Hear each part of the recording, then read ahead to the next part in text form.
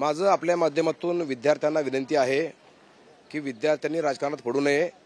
ह्या एनसीपी वाल्यांना काय राजकारण करायचं ते करू द्या। माझी तुम्हाला विनंती आहे की मी वेळोवेळी तुमच्या हाकेला आलोय। आजही मी माननीय मुख्यमंत्र्यांच्या माध्यमातून आयोगाला विनंती झालेली आहे। आयोगाने विनंती आम्ही सरकारची मान्य केली आहे। शेवटी आपण आयोगाला विनंती करू शकतो, आयोगाला आदेश देऊ शकत नाही। आयोग स्वायत्त संस्था आहे, हेही विद्यार्थ्यांनी आणि राजकारण करणाऱ्यांनी लक्षात घ्यावं। शेवटी मी आयोगाचे अत्यंत मनातून आभार मानतो। खरं म्हणजे मला आयोगाचे मनातून खरंच आभार मानायचे आहेत की तिसऱ्यांदा परीक्षा या निमित्तानं पुढे गेल्या। पहिल्यांदा आपण EWST SCBC ओबीसाठी ढकलली, पुन्हा EWST SCBC साठी ढकलली आणि आज ॲग्रीच्या 258 जागा ॲड करण्यासाठी आणि IBPS आणि हे क्लॅश होऊ नये, ओव्हरलॅप झाल्यामुळं आज आयोगानं हा निर्णय, अत्यंत महत्त्वाचा निर्णय, विद्यार्थ्याच्या हिताचा निर्णय घेतला। शेवटी विद्यार्थ्यांना माझी विनंती आहे की आयोगाला वेळ आपण द्यावा। शेवटी आयोग लवकरच पुढची तारीख जाहीर करेल आणि मला खात्री आहे की त्याच्यामध्ये आपल्या ॲग्रीच्या 268 जागा ॲग्री संवर्ग ॲड करून नवीन ॲड निघेल, नवीन परीक्षा होईल अशी मला मनातून खात्री आहे।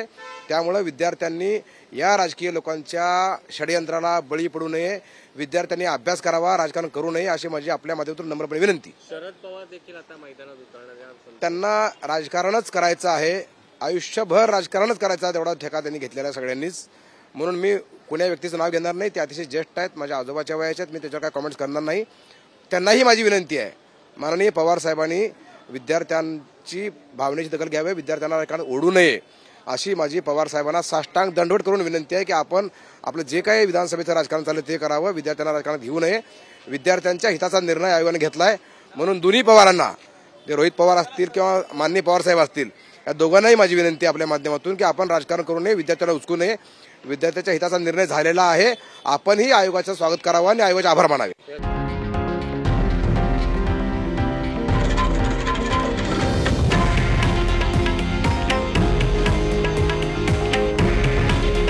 हे आहे देशातील नंबर 1 न्यूज नेटवर्क आणि आपण पाहत आहात TV9 मराठी। काळजी तुमची, हित महाराष्ट्राचं।